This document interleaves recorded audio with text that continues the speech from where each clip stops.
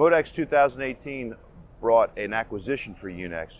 This year, UNEX has acquired Speed Cell Storage Solutions, which is a high-density storage solutions product which is designed to adapt into pallet rack.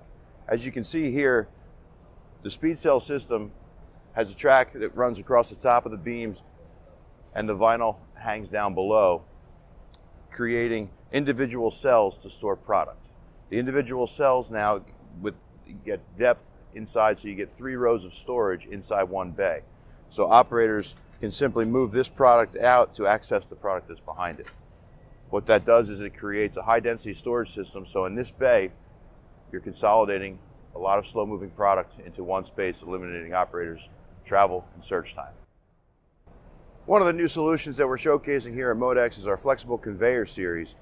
Flexible Conveyor Series is an accordion style conveyor that expands and retracts to help for the ease of loading and unloading trucks.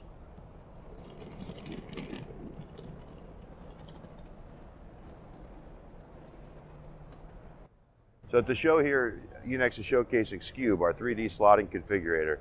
Our goal is to take products, data input from the customer, analyze the data, visualize how it would go into the facility, and then slot it with a physical location.